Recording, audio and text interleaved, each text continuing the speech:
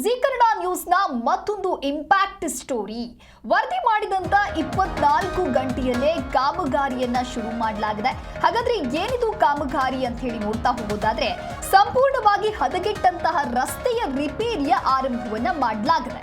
ಚಿಕ್ಕೋಡಿ ಗೋಟೂರ ಸಂಪರ್ಕ ಕಲ್ಪಿಸುವಂತ ಮುಖ್ಯ ರಸ್ತೆ ಇದು.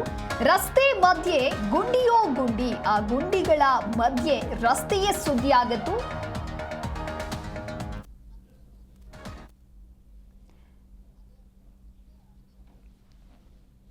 ರಸ್ತೆ ಮಧ್ಯೆ ಗುಂಡಿಯೋ ಗುಂಡಿ, ರಸ್ತೆಯ ಮಧ್ಯದ ಒಳಗೆ ಇದೇ ಒಂದು ಸುದ್ದಿಯಾಗಿ ಹೋಗಿತ್ತು. ಗುಂಡಿದೆ. ಜೀ ಕನ್ನಡ ನ್ಯೂಸ್ನಲ್ಲಿ ವಿಸ್ತೃತವಾದಂತಹ ವರದಿಯನ್ನ ಪ್ರಸಾರ ಮಾಡಲಾಗಿತ್ತು. ಜೀ ಕನ್ನಡ ನ್ಯೂಸ್ನ ವರದಿಯಿಂದಾಗಿ PWD ಅಧಿಕಾರಿಗಳು ಕೊನೆಗೂ ಎಚ್ಚೆತ್ತುಕೊಂಡಿದ್ದಾರೆ ಅನ್ನೋದು ಗೊತ್ತಾಗ್ತಾ ಇದೆ. ಗುಂಡಿಗಳ ದರ್ಬಾರಿಗೆ ಕುಂದಾನಗರಿ ಜನತೆ ಹೈರಾಣಾಗಿ ಹೋಗಿದ್ರು. ಸುಮಾರು 12 ಕಿಲೋಮೀಟರ್ ಆಗುವಷ್ಟು ರಸ್ತೆಯ ದುರಸ್ತಿ ಹದಗೆಟ್ಟು ಹೋಗಿತ್ತು. ಗುಂಡಿ ರಸ್ತೆಯಲ್ಲಿ ದಿನವೂ ಕೂಡ ಅಪಘಾತ ಸಂಭವಿಸ್ತಾ ಇತ್ತು. ಅದೆಷ್ಟೇ ಅಪಘಾತ ಸಂಭವಿಸಿದ್ರೂ ಕೂಡ ಈ ಕುರಿತಂತೆ ಯಾವುದೇ ರೀತಿಯಾದ ಕ್ರಮವನ್ನು ತೆಗೆದುಕೊಳ್ಳೋದಕ್ಕೆ ಮುಂದೆ ಹೋಗಿರಲಿಲ್ಲ. ಆದರೆ ಯಾವಾಗ ಜೀ ಕನ್ನಡ ನ್ಯೂಸ್ ಈ ಕುರಿತಂತೆ ವಿಸ್ತೃತವಾಗಿ ವರದಿಯನ್ನ ಮಾಡಿತ್ತು, ನಂತರದಲ್ಲಿ ಈ ಒಂದು ಕಾಮಗಾರಿ ಶುರು ಮಾಡಲಾಗಿದೆ. ನೀವು ಕೂಡ ದೃಶ್ಯಾವಳಿಯಲ್ಲಿ ಗಮನಿಸ್ತಾ ಇರಬಹುದು. ಮೊದಲನೆಯ ದೃಶ್ಯಾವಳಿಯಲ್ಲಿ ನೋಡ್ತಾ ಇರಬಹುದು, ಅಂದ್ರೆ ಕಾಮಗಾರಿ ಆಗ್ತಾ ಇದೆ. ಅಂದ್ರೆ ಯಾವ ರೀತಿಯಾಗಿ ಇತ್ತು ರಸ್ತೆಗಳು ಮೊದಲು ಅಂತ ಹೇಳಿ, ಅಂದ್ರೆ ರಸ್ತೆಯ ಮಧ್ಯೆ ಯಾವ ರೀತಿ ಗುಂಡಿಗಳು ಇತ್ತು ಅಂತ ಹೇಳಿ ಎರಡನೆಯ ದೃಶ್ಯಾವಳಿಯಲ್ಲಿ ನೀವು ಗಮನಿಸ್ತಾ ಇರಬಹುದು. ಅದೇ ರಸ್ತೆಯಲ್ಲಿ ವಾಹನ ಸವಾರರು ಓಡಾಡಬೇಕಾಗಿತ್ತು. ಹಾಗಾಗಿ ಸಾಕಷ್ಟು ಅಪಘಾತಗಳು ಕೂಡ ಅಲ್ಲಿ ಸಂಭವಿಸಿತ್ತು. ಆದ್ರೆ ಈಗ ಮೊದಲನೆಯ ದೃಶ್ಯಾವಳಿಗಳನ್ನ ನೀವು ಗಮನಿಸ್ತಾ ಇದ್ದೀರಾ. ಕಾಮಗಾರಿಯನ್ನ ಆರಂಭ ಮಾಡಲಾಗಿದೆ. ವರದಿ ಮಾಡಿದಂತ 24 ಗಂಟೆಯಲ್ಲೇ ಕಾಮಗಾರಿ ಶುರು ಮಾಡಲಾಗಿದೆ. ಚಿಕ್ಕೋಡಿ ಗೋಟೂರ ಸಂಪರ್ಕ ಕಲ್ಪಿಸುವಂತಹ ಮುಖ್ಯ ರಸ್ತೆ ಇದು. ಸುಮಾರು 12 ಕಿಲೋಮೀಟರ್ ಆಗುವಷ್ಟು ಹದಗೆಟ್ಟಿತ್ತು. ರಸ್ತೆಯ ದುರಸ್ತಿ ಅದೇ ರೀತಿಯಾಗಿತ್ತು.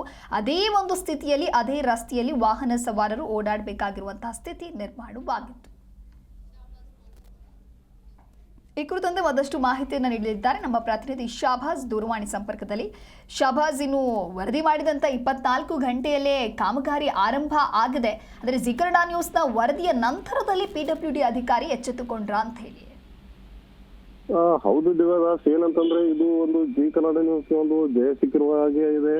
ಏನಂತಂದ್ರೆ ನಿನ್ನೆ ಅಷ್ಟೇ ಸುದ್ದಿ ಮಾಡಿರುವಂತದ್ದು, ಏನು ರಸ್ತೆ ಮಧ್ಯೆ ಗುಂಡಿಗಳು ಅಥವಾ ಗುಂಡಿಗಳ ಮಧ್ಯೆ ರಸ್ತೆ ಇದು ಎಂಬ ಶೀರ್ಷಿಕೆಯಲ್ಲಿ ಈ ಒಂದು ಸುದ್ದಿ ಪ್ರಸಾರಗೊಂಡಿತ್ತು ನಿನ್ನೆ ಅಷ್ಟೇ.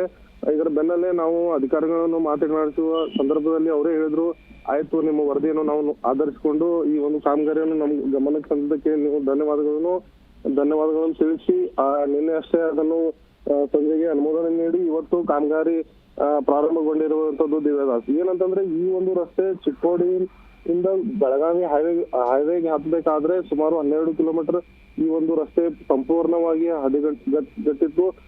ಸಾವಿರಾರು ವಾಹನಗಳು ಕೂಡ ಈ ಒಂದು ರಸ್ತೆ ಮೇಲೆ ಓಡಾಡಿಕೊಂಡಿದ್ವು.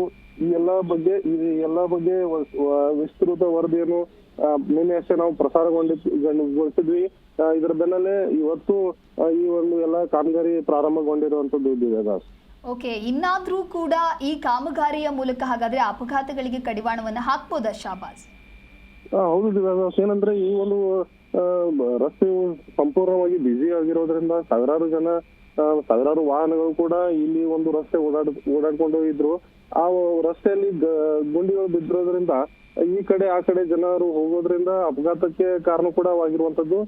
ಇದರಿಂದ ರಸ್ತೆ ಕ್ಲಿಯರ್ ಆದ್ರೆ, ರಸ್ತೆ ಕಾಮಗಾರಿ ಪೂರ್ಣಗೊಂಡ್ರೆ ಈ ಒಂದು ರಸ್ತೆ ಮೇಲೆ ಅಪಘಾತಗಳು ಕಡಿಮೆ ಆಗುವುದು ಸಾಧ್ಯತೆ ಇದೆ. ಓಕೆ, ಥ್ಯಾಂಕ್ ಯು ಶಹಬಾಜ್ ನಿಮ್ಮೆಲ್ಲ ಮಾಹಿತಿಗಾಗಿ.